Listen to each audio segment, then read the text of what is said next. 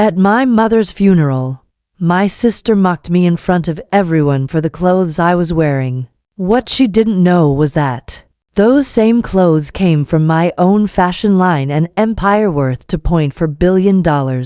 She thought she was humiliating me, but in the end, she humiliated herself. Before we dive into this story, make sure you're subscribed and have notifications turned on so you never miss a tale of justice. And I'd love to know, where in the world are you listening from today? Let me know in the comments. Okay, let's get into it. The day of my mother's funeral is seared into my memory not just because I lost her, but because of what my sister chose to do. I remember standing near the front of the chapel, dressed in a simple black dress that I had designed myself. It wasn't flashy, but it was elegant, understated, and meaningful to me. I had poured hours into stitching every seam, making sure it was perfect. It was a piece from my personal collection, something no one else in the world owned yet. To me, it represented not only my grief but my love and quiet tribute to my mother. But my sister didn't see it that way. I heard her voice before I even saw her face. Sharp, cutting, the kind of whisper that was never truly a whisper, just loud enough to carry to the people around her. She was speaking to two of our cousins, and though she pretended to keep her eyes fixed on the casket, she angled her chin toward me. "Would you look at that dress?" she said, with that familiar smirk tugging at her lips. "Mom deserved better than whatever that is." The cousins gave each other a quick glance. One of them tried to hush her, but the damage was already done. I felt the words settle over me like ice water, heavy and humiliating. A few heads turned. Some people shifted uncomfortably in their seats. And me? I stood there frozen, my hands clasped together tightly in front of me, my knuckles white from the pressure. I wanted to scream, to tell her that she had no right to speak that way, not today, not ever. But I bit down hard on my lip instead, holding the words inside.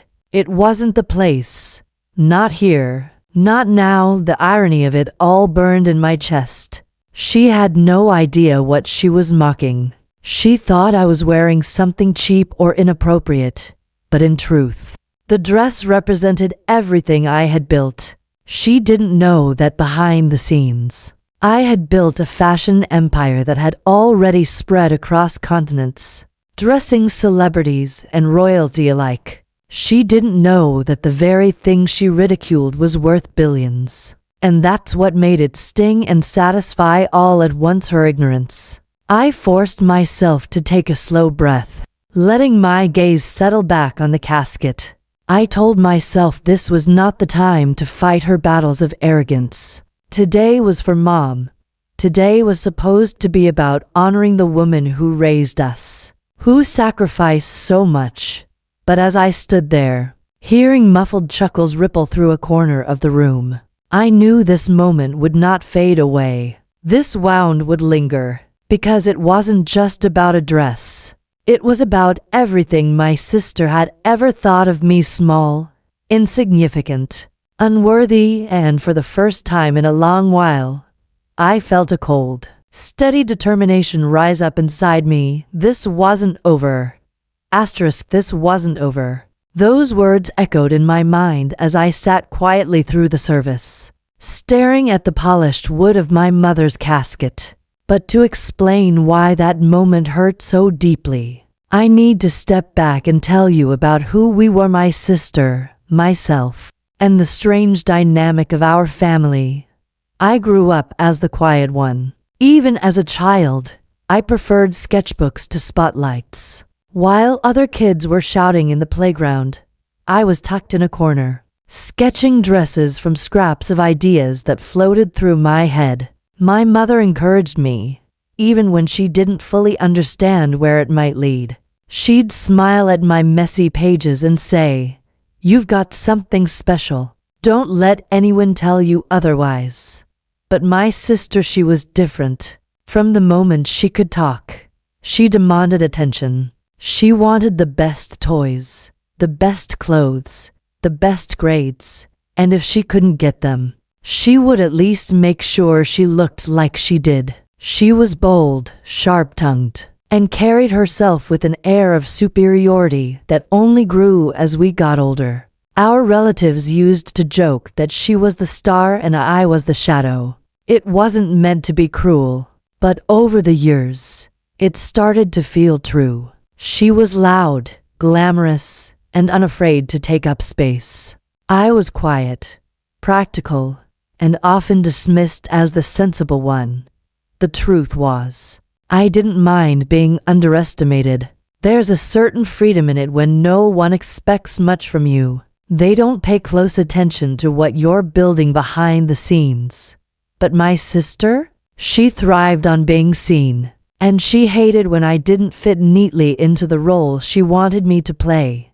The quiet, less successful sibling who existed to make her shine brighter, even before our mother passed. The signs of her arrogance were everywhere. At family dinners, she would gush about her latest purchase: shoes, handbags, jewelry all plastered with logos she could barely afford but flaunted as if she were royalty. Meanwhile, I wore simple outfits of my own making, which she never failed to point out. Still making your own clothes? She'd sneer across the table. How quaint. Sometimes, relatives would chuckle awkwardly, unsure of how to respond. A few of them even believed her narrative that I was the struggling sister. I never corrected them. Why would I? My success wasn't something I needed to parade around like a trophy. I had learned early on that true power is quiet. But my sister mistook my silence for weakness. She told anyone who would listen that I was wasting my life sewing. When I chose not to marry young, she whispered that I couldn't find anyone willing to put up with me. And when I missed a family gathering because I was traveling for work that involved meetings with world-class designers and investors, she spread the story that I couldn't afford the plane ticket. It was relentless, yet I endured it because in my heart, I believed that someday she would see the truth. I told myself she acted out of insecurity, or maybe jealousy, though she never admitted it. I thought perhaps one day, when the time was right, she'd be proud of me instead of tearing me down. But the funeral proved me wrong, because if she could look at me, standing there grieving the woman who gave us both life, and still choose to tear me apart, then it wasn't insecurity. It wasn't jealousy. It was cruelty. Pure and simple. That was the day I realized my sister didn't just misunderstand me. She didn't respect me. She never had. And something inside me hardened. Because no matter how much I loved my mother, I couldn't let her memory be overshadowed by my sister's arrogance. Not anymore. That was the day I realized my sister didn't just misunderstand me. She didn't respect me. She never had. Still, I tried to steady myself, telling my heart to focus on what mattered, honoring my mother. I told myself I could survive my sister's barbs for just a few more hours. But my sister wasn't finished. She had one more cruelty left in her. And it was that final strike that crossed the line. After the service, when people began gathering at the reception hall, I slipped away to a quiet corner for a moment. I needed space, a moment to breathe. Grief has a way of creeping up on you suddenly, in sharp waves. I closed my eyes, letting the murmur of voices fade to the background. That's when I heard her heels clicking against the floor, coming straight toward me. I opened my eyes to see her standing there, arms crossed, her lips curled in that familiar smirk. "Well," she said, her tone dripping with condescension, "I guess Mom's funeral was bound to be modest, given what you wore." I'm not surprised. I stared at her, stunned that she could bring herself to say something so heartless in such a moment. My throat tightened, but I said nothing. I thought perhaps she would take the silence as a chance to stop, to reconsider. But she leaned closer, lowering her voice so only I could hear. "It's really a shame," she whispered, her words like poison in my ear. "Mom didn't live long enough to see what a failure you turned out to be." I felt the air leave my lungs. It wasn't just an insult anymore, it was an attack on who I was, on everything I had built, on the very life my mother had always encouraged me to pursue. And she had chosen to say it on the day we buried her. A cold knot twisted in my stomach. I fought to keep my expression calm, but inside, something cracked. Up until that moment, I had endured her jabs with quiet patience. I had convinced myself it was easier to let her talk, easier to be underestimated. But this was different. This was the line I couldn't let her cross. I felt grief and anger tangled together until they became something sharp to resolve. She thought I was weak. She thought she could humiliate me in front of everyone, cement her version of the story, that I was the struggling sister, the disappointment, the embarrassment. But she had no idea the truth was sitting quietly beneath her nose. That day, standing in my mother's shadow, I made a silent promise to myself. This would be the last time my sister ever looked down on me. And when she finally learned who she had been mocking all along, she wouldn't just be embarrassed. She would be destroyed by her own arrogance. That day at the funeral, I made a promise to myself. Never again would I let my sister define me. But if I thought she would leave things there, I was wrong. My sister thrived on cruelty, and once she sensed blood in the water, she couldn't resist circling for more. In the days that followed, while I tried to process my grief and handle the legalities of Mom's passing, my sister turned her energy toward spreading whispers. She was always skilled at planting seeds in other people's minds, and now she worked tirelessly to make me the villain in her version of events. I found out from a cousin that she'd been telling relatives I was so broke I couldn't even afford a decent dress for the funeral. She framed it as pity, but laced it with ridicule. "It's sad, really," she apparently told them, shaking her head as though she were burdened by compassion. "She's been playing around with her little sewing hobby for years, and it's gotten her nowhere. Honestly, I don't know how she's going to survive without Mom around to help her out." The word spread like wildfire. Soon, whenever I walked into a room, I could feel the shift in people's gazes. Some pitied me, some judged me, and some simply repeated the narrative she had created. My mother's death should have been a time for unity, but instead, my sister used it as an opportunity to cement her superiority. And she didn't stop at gossip. At the small family dinner we had a week later, she made her contempt public. Sitting across from me at the table, she waved her new handbag, an obvious knockoff but with a logo bold enough to fool half the room, and said, loud enough for everyone to hear, "Now this is what quality looks like." Some of us know the difference between style and, well, craft projects. Her eyes flicked deliberately to my blouse. It was another one of my designs, carefully tailored and sewn, elegant but understated. A few people chuckled politely, not daring to confront her. Others shifted in their seats, clearly uncomfortable, but no one said anything. I sat there, spoon paused over my plate, and let her words hang in the air. Outwardly calm, inwardly boiling. It wasn't just the handbag comment. It was the way she added, with a smirk, "Of course, if my sister ever wants to learn about fashion, maybe I can give her a discount at the boutique I shop at." I mean, I'd never hire her, obviously, but she could at least dress better. The table laughed awkwardly, but I didn't.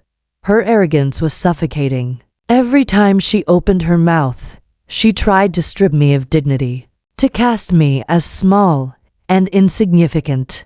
And each time, I stayed quiet not because I didn't have a response, but because I was saving my words for the right moment. Still, I won't lie, it was unbearable. Each jab was a knife in my ribs, and the worst part was the way others sometimes played along, feeding her ego. They didn't know the truth. They couldn't, because I had kept it hidden so carefully. But my sister's relentless cruelty was doing something she never expected. It wasn't breaking me. It was sharpening me. Every insult, every laugh at my expense, every smug flick of her manicured nails across that fake handbag, it all fed into the fire I was quietly stoking inside. She thought she was pushing me down, but in reality, she was only ensuring that when I rose, the fall she would take would be spectacular. And in those weeks, as she doubled down on her attacks, I began to see something clearly. My silence wasn't weakness. It was strategy. Soon, she would see the truth. And when she did, there would be no escape. Her cruelty had become a steady drumbeat in my life after the funeral. I told myself I could endure it.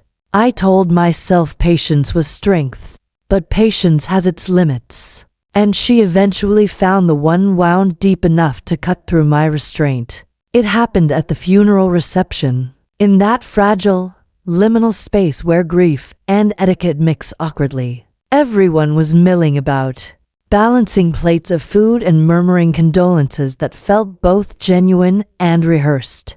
I had been moving through the room quietly, offering polite smiles, thanking people for coming. Then I felt her presence again. My sister, perfectly composed, her hair styled immaculately, her designer-inspired heels clicking confidently across the floor, made a beeline straight for me. I braced myself. She leaned close, lowering her voice so only I could hear, her words sharp enough to slice through the soft murmur of conversation. "You know," she said, eyes glittering with false sympathy. "It's almost poetic. Mom's gone, and you're still the disappointment. At least she doesn't have to keep pretending anymore." For a moment, I couldn't breathe. Grief had been pressing against me all day, but this was different. Her words weren't just cruel, they desecrated the one bond I held most sacred. My mother had always been my greatest supporter, the only one who truly saw me for who I was. And now, in the shadow of her death, my sister dared to rewrite that truth with a sneer. I felt my pulse thunder in my ears. My fingers curled tightly around the edge of my plate until my knuckles turned white. I forced myself to remain still, because if I moved, if I spoke, I wasn't sure what would come out. I wanted to shout, to tell her exactly what she was, but I held it in. I would not give her the satisfaction of seeing me unravel. Instead, I let the silence hang between us, a silence so taut it seemed to vibrate. She smirked, thinking she had won again, and sauntered off to charm another corner of the room. But what she didn't know, what she could never have predicted, was that in that moment, something shifted inside me. Her words, as vile as they were, crystallized a truth I could no longer ignore. She wasn't going to stop, not unless I made her. And that was the breaking point. It wasn't rage that filled me, it was clarity. A cold, steady clarity that came from knowing there was only one path left. I couldn't wait for her to change. I couldn't hope for her to respect me. I couldn't keep letting her dictate the story of who I was. If she insisted on painting me as a failure, then I would show everyone the truth in a way so undeniable, so devastating, that she would never recover from the humiliation. It was time to act. I didn't know the exact shape my plan would take yet, but I knew this. I had a weapon. One she had mocked openly, without ever realizing its worth. The clothes she ridiculed weren't scraps of fabric or hobby projects. They were the foundation of an empire she couldn't even fathom, and I was about to wield that empire like a blade. I began to plan with the kind of calm that feels almost clinical. When anger changes into a precise objective, it loses the wild edges that make you act impulsively. It becomes a strategy. I would not humiliate my sister because I wanted revenge for revenge's sake. I would expose the truth so cleanly and incontrovertibly that the narrative she'd spent years weaving about me would collapse under the weight of facts. To do that, I needed leverage. Not gossip, not hearsay, not a dramatic outburst in the heat of the moment.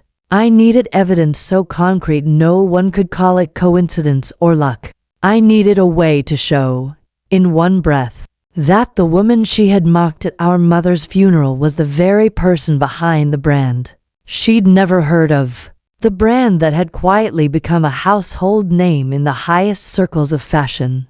That, I realized, was my unique weapon. Let me explain what I'd been carrying with me for years, what my sister could never have guessed. When I was young and people called my sewing just a hobby, I started using a pseudonym. I didn't do it because I wanted secrecy for secrecy's sake. I did it because I wanted the work to be judged on its own merits, without the baggage of family gossip. I wanted my designs to stand alone. Under that name Avellini, my work slowly found its way into boutiques, then into private client wardrobes. It started with bespoke dresses for a few discreet socialites who preferred not to be publicly attached to anything new. Then a stylist who dressed a mid-level celebrity for a film festival chose an Avellini piece. The stylist liked it. The celebrity wore it. The right photograph ran in a small magazine with the label in the credits. Nobody linked it to me. That pattern repeated. A whisper here, a quiet recommendation there. I built relationships with a handful of editors, a few trusted photographers, and a small roster of investors who believed in design and taste more than headlines. We structured the company deliberately, an operating name in public, and a holding structure in the background. I set up the legal entities so that the brand could grow without my personal name attached to PR releases. I was the founder, but the company's face was Avellini. When people later asked how a brand with no loud founder persona had become so desirable, the answer was always the same: meticulous craft, impeccable production, and absolute discretion. We chose clients who were private because exclusivity creates mystique. We took smaller margins for the sake of quality. We turned down loud partnerships. We grew slowly, quietly, and extremely profitably. By the time the brand scaled, it had amassed investments, celebrity clients buying full wardrobes, and licensing deals with established manufacturers. It was the kind of growth that doesn't announce itself with flashy press tours. It announces itself with full-price reorders, sold-out capsule collections, and private runway shows.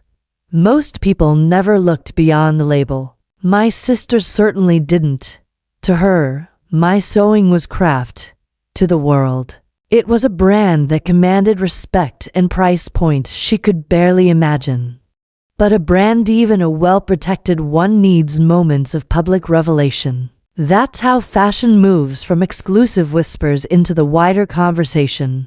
I'd planned that moment carefully. I had been sitting on one quietly powerful thing, an invitation and an agreement that would unveil the founder's identity at the most visible moment possible: Paris Fashion Week. Months before, Mom's illness worsened. I had negotiated a slot at a small but influential show during Paris Fashion Week. It wasn't the main avenue. I didn't need that. I wanted the right crowd.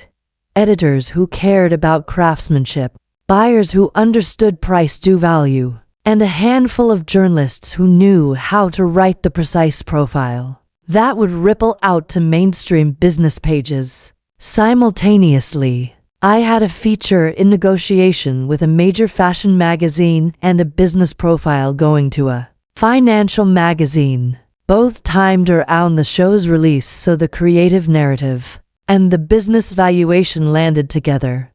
But even that wasn't the sharpest edge I held. The truly decisive pieces were the documents and artifacts I had kept tucked away. The signed ownership certificate showing my majority stake in the company. Investor memos that outlined a valuation approaching billions. Contractual correspondence with a Parisian production house confirming the show's schedule. And a draft of the business profile, complete with images of me in the very dress my sister had mocked at the funeral. Most importantly, I had a sealed press packet, final proofs, and an embargoed copy of a profile that would drop after the show, stating explicitly, founder, my legal name, valuation, $2.40 billion.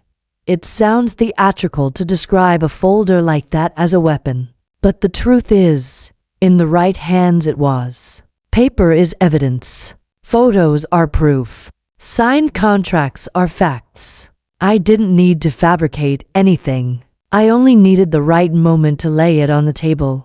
I started assembling everything I needed, down to the smallest detail. I printed high-quality copies of the Forbes-style investor memo that included valuations, our recent licensing deals, and a list of clients who had purchased entire seasonal lines. I had one of my photographers, someone who owed me a favor from way back, prepare a compact portfolio of images, runway shots from private shows, close-ups of the dress construction, and a portrait of me that captured the quiet seriousness I always present to business partners. I ordered duplicate company certificates, stamped and notarized, that displayed my signature as founder and controlling shareholder. Each piece served a purpose. The photographs would show who I was, there could be no doubt from the images. The investor memo would demonstrate value and scale. The company certificate would show ownership. The press packet would provide the narrative context. This wasn't a hobby. This was a company with revenue, licensing, and investors. And perhaps most importantly, I coded the timing into the plan. I wouldn't ambush anyone during a casual conversation. I would use a formal family moment, the reading of Mom's will. It would be public in a way that family gossip rarely is, and crucially, relatives would be gathered and attentive. It was both respectful and precise. It was the exact place where the story of our family business would be settled in a single, undeniable act. Revelation. But there were softer gears to this machine as well. I knew from long experience that dignity matters. I didn't want to humiliate my sister to the point of cruelty. My aim was to correct the narrative, to shift how people had been complicit in her version of events. I planned to present everything calmly. I would let the documents speak, not my indignation. I would make sure everyone had the chance to see the facts, no shouting, no theater, only evidence laid bare. There were practical details, too. I rehearsed the order in my head.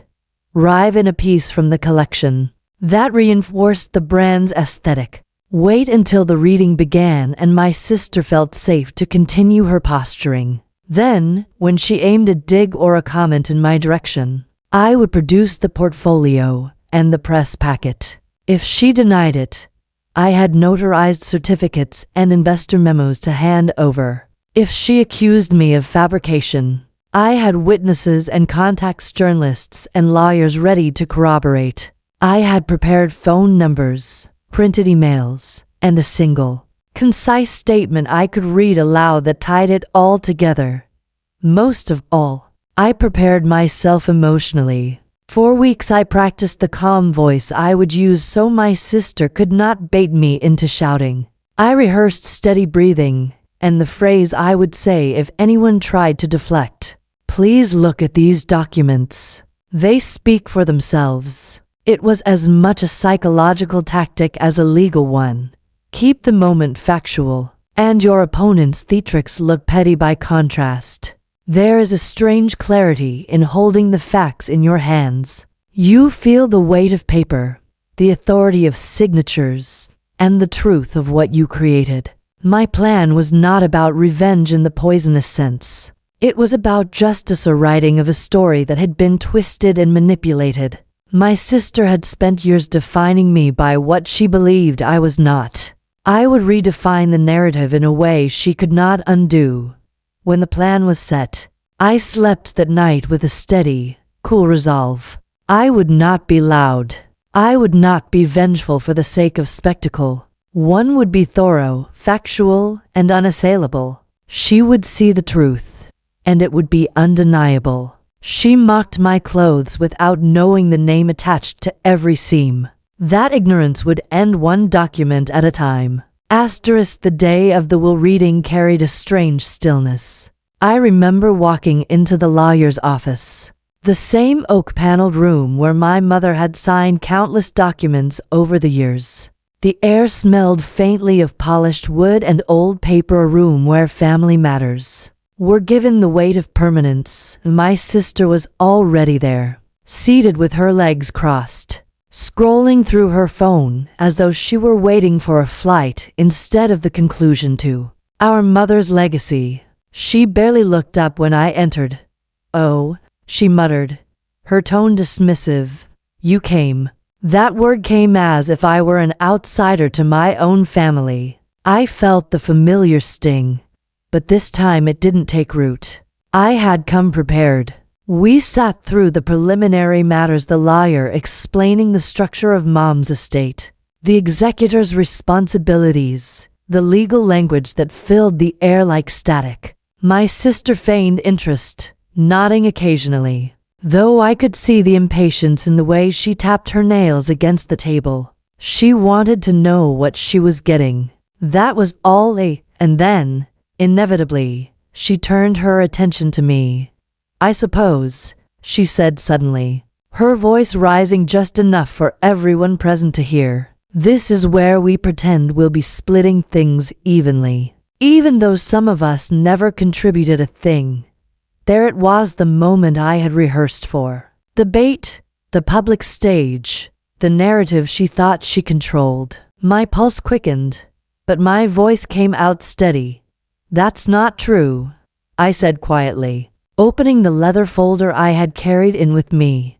Her eyes flicked toward me, brows arched, a smirk already forming. "Oh, you've brought your little sewing patterns to show the lawyer?" "No," I replied, sliding the first set of documents onto the table. "I've brought the truth." The lawyer paused, adjusting his glasses as he glanced down at the embossed pages. My sister leaned over, squinting at the header, and for the first time, I saw her smirk falter. It was the notarized ownership certificate. My name, my full legal name, listed clearly as the founder and majority shareholder of Avellini. "This is," she stammered, blinking. "What is this supposed to be?" I kept my tone calm, deliberate. "It's proof of the company I built. Proof of the work you've mocked for years. Avellini isn't a stranger's brand. It's mine. Every stitch you dismissed as worthless has grown into a business valued at over $2 billion. The room went utterly silent. Even the lawyer looked stunned. My sister's face drained of color, then flushed red in an instant. She let out a short, incredulous laugh. "You expect me to believe this? Some photocopied paper you whipped up to play pretend?" Without a word, I slid the next piece across the table, the sealed press packet with the embargoed article set to release after Paris Fashion Week. On the cover, my photograph, in the dress she had mocked at the funeral, with the headline already drafted, "The Hidden Visionary Behind Avellini." My name, the billion-dollar founder who redefined quiet luxury. She snatched it up, her eyes darting across the words, her mouth opening and closing without sound. Her hands trembled as she flipped through the pages, each one heavier with evidence than the last. Finally, She slammed the packet onto the table. This has to be some kind of trick. You couldn't have done this without me noticing. I would have known. I met her eyes evenly. You didn't notice because you never looked. You never cared enough to see past your own reflection. For a moment, she looked like a child again, cornered, furious, unable to reconcile reality with the story she'd told herself for so long. She turned to the lawyer, desperate. This isn't real. Tell her she can't just make this up. But the lawyer only cleared his throat. These documents are authentic. I've known this firm's notary for decades. And, well, this is extraordinary. My sister's composure cracked. She pushed back her chair so violently it screeched across the floor. No, she's nothing. She's always been nothing. You can't all sit here and act like she's better than me now. Her voice echoed in the solemn room, raw and desperate. But the more she raged, the smaller she seemed. Every accusation only underscored her loss of control. I didn't need to say another word. The evidence had already spoken louder than her protests ever could. She had built her life on belittling me. But in that moment, surrounded by family and formal authority, her words collapsed like paper in water. Everyone could see it. The downfall wasn't mine, it was hers. I closed the folder gently, slid it back into my bag, and folded my hands in my lap. My sister stood there, shaking, staring at me as if I had turned into a stranger. Perhaps, in a way, I had, because the woman she thought she knew, the one she mocked, dismissed, and looked down upon was gone. In her place was someone she could no longer ignore. The silence that followed her outburst felt heavier than the oak table between us. My sister's voice had broken the air like glass shattering. But the pieces lay there, sharp and unignorable. Everyone in the room could see it now. The image she had so carefully constructed, polished, superior, untouchable, was crumbling. And for the first time in my life, I wasn't the one standing in the rubble. I leaned forward slightly, not to gloat, but to anchor the moment with clarity. Mom knew who I was, I said, my voice low but steady. She knew what I built, even if you didn't. She believed in me until her very last day. And that's what matters. Not your approval, not your version of the truth. The lawyer cleared his throat softly, as though giving weight to my words. As executor, I can confirm your mother left specific notes recognizing your professional achievements, he said, shuffling papers until he found the envelope. He read aloud, and my heart tightened at the sound of my mother's handwriting brought to life in someone else's voice. To my daughter, I know you've poured your soul into something beautiful. I've watched you work late nights, sewing and sketching when no one else noticed. I want you to remember that your worth was never defined by anyone's approval, least of all your sister's. My sister flinched as though struck. That was the moment, the undeniable, irreversible shift. The room wasn't looking at her anymore. All eyes were on me. I took a slow breath and unclasped my bag, sliding one final item onto the table. It wasn't another legal document or press release, it was a dress. The same one she had mocked at the funeral, folded with care, the fabric catching the light just so. This, I said, smoothing the edge, is what you laughed at, what you called pathetic. This is also the design that headlined Paris last month. It sold out worldwide in under 3 hours. Gasps rippled across the room. A cousin whispered something under her breath. An aunt covered her mouth in astonishment. Even the lawyer leaned in, curiosity breaking through his professional mask. My sister, however, stared at it as though it might burn her. She shook her head slowly, her lips parting. But no words came. I watched her, the woman who had mocked me, in whispers and outright sneers. who had fed her cruelty like oxygen all our lives, and I felt no need to twist the knife. Justice didn't require me to shout or humiliate her further.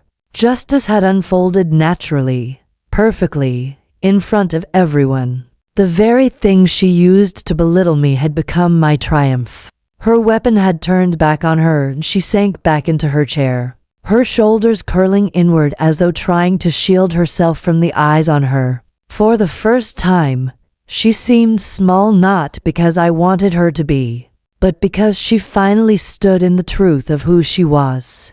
I gathered the dress carefully, folded it again, and placed it back in my bag. "I don't need your approval," I said softly, almost to myself. And I never did. The lawyer closed the will, tapped it gently against the desk, and said, "That concludes today's session." And just like that, it was over. But for me, the moment wasn't marked by the legal conclusion, it was sealed by the image burned into my memory. My sister sitting in silence, stripped of her armor, while I walked out carrying not only my mother's memory but the undeniable proof of my worth. That was the victory. That was the justice. Walking out of that lawyer's office, I felt lighter than I had in years. Not because I had won some family battle, but because for the first time I no longer carried the weight of proving myself. The truth was out in the open. It spoke for itself. In the weeks that followed, the ripples of that day spread quickly through our family. Relatives who once humored my sister's version of events began reaching out to me, with new respect in their voices. Cousins who had rolled their eyes when she mocked me at gatherings now admitted they hadn't known the full story. One aunt, her voice trembling, told me, "I wish your mother could have seen your sister's face when the truth came out."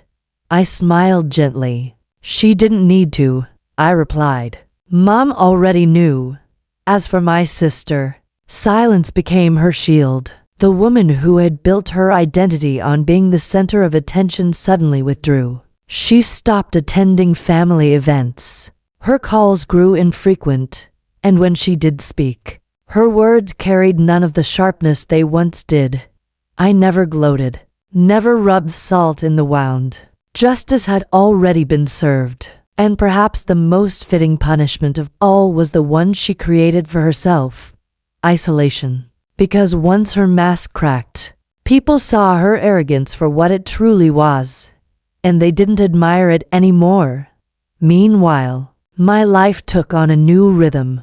My company, Avellini, continued to flourish. Paris, Milan, New York, the runways welcomed my designs with a reverence I still struggled to fully believe. But beyond the numbers, beyond the acclaim, something deeper shifted. I began to allow myself joy.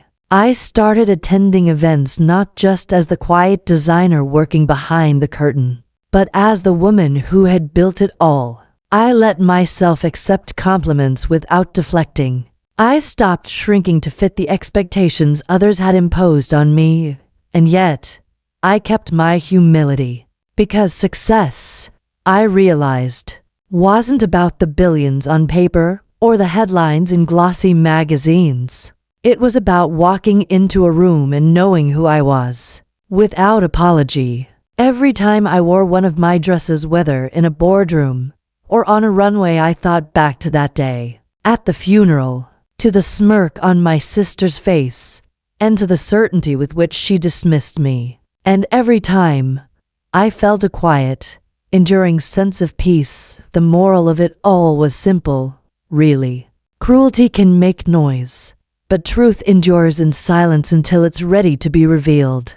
And when it finally is, it shines brighter than any insult ever could. My sister mocked me at my mother's funeral, not knowing I had already built something greater than she could ever imagine. And when the moment came, she was forced to see me not as the shadow she painted me to be, but as the woman I truly am. That was the justice. That was the karmic balance. And as I continued to honor my mother's memory through every stitch, every design, every creation I carry forward not bitterness, but gratitude. Gratitude that I found the strength to endure, the courage to act, and the wisdom to let the truth speak for itself. Because in the end, the empire wasn't just about fashion day, it was about reclaiming my story. Don't forget to subscribe and feel free to share your story in the comments. Your voice matters.